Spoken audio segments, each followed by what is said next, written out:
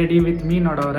ಅದನ್ನ ಬಿಡ್ರಿ, cyber security ಕಲೀರಿ, ದೊಡ್ಡ ದೊಡ್ಡ ಪ್ಯಾಕೇಜ್ ತಗೋರಿ, ಹುಡುಗಿರ್ ತಾವ ನಿಮ್ ಬೆನ್ ಹತ್ತಾರ. ಸೊ ಸೈಬರ್ ಸೆಕ್ಯೂರಿಟಿನಾಗ ಬರುವ 8 ಡೊಮೇನ್ಸ್, 8 ಡೊಮೇನ್ನಾಗ ಯಾವ್ದು ಬೇಕಾದ್ ಚೂಸ್ ಮಾಡ್ರಿ, ಎಲ್ಲ ಹೈ ಪೇಯಿಂಗ್ ಜಾಬ್ಸ್ ಕೊಡ್ತಾವ. ನಾವು ಈ ವಿಡಿಯೋನಾಗ ಡಿಸ್ಕಸ್ ಮಾಡೋನು 4 ಡೊಮೇನ್ಸ್. ಸೊ ಅದ್ರಾಗ ಫಸ್ಟ್ ಬರೋದು network security. So network security responsibility ಇರ್ತೈತಿ, ಯಾವುದೇ ಎಕ್ಸ್ಟರ್ನಲ್ ಟ್ರಾಫಿಕ್ ಇಂಟರ್ನಲ್ ಅಪ್ಲಿಕೇಶನ್ಸ್ನಾಗ ಬರಬಾರ್ದು. ಕಂಪ್ನಿ ಫುಲ್ ನೆಟ್ವರ್ಕ್ ಹ್ಯಾಂಡಲ್ ಮಾಡೋದು ನೆಟ್ವರ್ಕ್ ಸೆಕ್ಯೂರಿಟಿ ರೆಸ್ಪಾನ್ಸಿಬಿಲಿಟಿ. ಸೆಕೆಂಡ್ ಒಂದು ಬರೋದು ಅಪ್ಲಿಕೇಶನ್ ಸೆಕ್ಯೂರಿಟಿ. ಕಂಪ್ನಿ ಭಾಳಷ್ಟು ಅಪ್ಲಿಕೇಶನ್ಸ್ ಮತ್ತು ವೆಬ್ಸೈಟ್ಸ್ ಇರ್ತಾವ, ಅದು ಕಸ್ಟಮರ್ ಫೇಸಿಂಗ್ ರೇ ಇರಲಿ, ಇಂಟರ್ನಲ್ ರೇ ಇರಲಿ.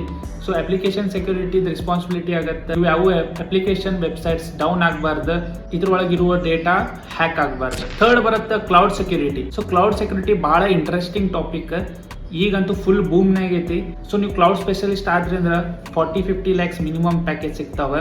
ಸೊ ಕಂಪ್ನಿ ಕ್ಲೌಡ್ನಾಗ ಹೋಸ್ಟ್ ಮಾಡಿರೋ ಅಪ್ಲಿಕೇಶನ್ ವೆಬ್ಸೈಟ್ಸ್ ಯಾವುದೇ ಡೇಟಾ ಇರಲಿ, ಅದನ್ನ ಪ್ರೊಟೆಕ್ಟ್ ಮಾಡೋ ಕೆಲಸನ ನಮ್ಮ ಕ್ಲೌಡ್ ಸೆಕ್ಯೂರಿಟಿ ರೆಸ್ಪಾನ್ಸಿಬಿಲಿಟಿ ಇರ್ತೈತಿ.